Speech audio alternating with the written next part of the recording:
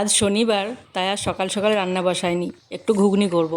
তো মেয়ের যেহেতু হাফ ছুটি, ওকে আজকে আর ভাত খাইয়ে পাঠাইনি স্কুলে, ওকে আজকে ঘুগনি খাইয়ে পাঠাবো। তো দেখো, আমি কাবলি ছোলা, দেশি ছোলা আর মটর ভিজিয়ে রেখেছিলাম সারা রাত। তো একসঙ্গে এটা রান্না করলে খুব টেস্ট হয়, আমার তো খুব ভালো লাগে। তো এদিকে দেখো, আমার মাস্তুতো দেওর অনেক অনেক ফল পাঠিয়েছে আর চিংড়ি মাছ পাঠিয়েছে। তো ও এসছিল, ও সাথে করে এগুলো নিয়ে এসছে। আর অনেক চিংড়ি মাছও পাঠিয়েছিল, যেহেতু ওদের ওপাশে ভেড়ি আছে প্রচুর। আর এদিকে আমার ঘুগনিটা হয়ে গেল। ঘুগনিটা কিন্তু দারুণ সুন্দর রং হয়েছে, খেতে আশা করি ভালোই হবে। তো ঘরে যেহেতু কেউ নেই, আমাকে চিংড়ি মাছগুলো বাছতে হচ্ছে।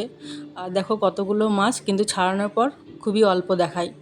সেরকম লিচুও দেখবে, কেনার সময় অনেক দেখায়, কিন্তু বাছার পরে খুবই অল্প দেখায়। আর এদিকে একটু করে নেব আম ডাল। এই সময় আম ডাল খেতে খুবই ভালো লাগে। কচি কচি আমের আম ডাল করতে হবে। খুব বেশি টক হলে আবার ভালো লাগে না, হালকা হালকা টক হবে, তাহলে কিন্তু খুব ভালো লাগে। আমার মতো টক ডাল খেতে কে ভালোবাসো, অবশ্যই কমেন্ট করে জানিও। আর আজকে একটু করে নেব ভেন্ডি পোস্ত।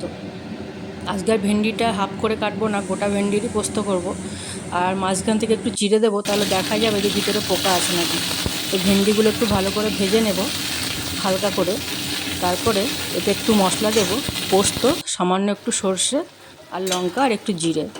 এটা কিন্তু গরম গরম ভাতের সঙ্গে খেতে খুবই ভালো লাগে। আমার তো খুবই ভালো লাগে। তোমাদের কার কার ভালো লাগে অবশ্যই জানিও। আর দেখো, লাস্ট অবধি এরকম লুক আসবে। আর এরকম শুকনো শুকনো না হলে খেতে কিন্তু অতটা ভালো হবে না। তো আমার তো মনে হচ্ছে খুবই স্বাদ হবে, খুবই ভালো হয়েছে। তো আমার চিংড়ি মাছটাও এদিকে হয়ে গেছে। আর দেখো কতগুলো চিংড়ি মাছ ছাড়িয়ে কতটুকু হলো। আর চিংড়ি মাছটা কিন্তু দারুণ টেস্ট হয়েছে, আমি একটু টেস্ট করে দেখেছি। সত্যি অসাধারণ স্বাদ হয়েছে। আর আমাদের ঘরে যেহেতু সবাই আলু ভাতে ভালোবাসে, তো আলু সিদ্ধটা আমি একটু ভাজা লঙ্কা দিয়ে ভেজেছি। এতে করে স্বাদ কিন্তু দ্বিগুণ হয়ে যায়। আর সবাই কে কে খেতে ভালোবাসো অবশ্যই কমেন্ট করে জানিও।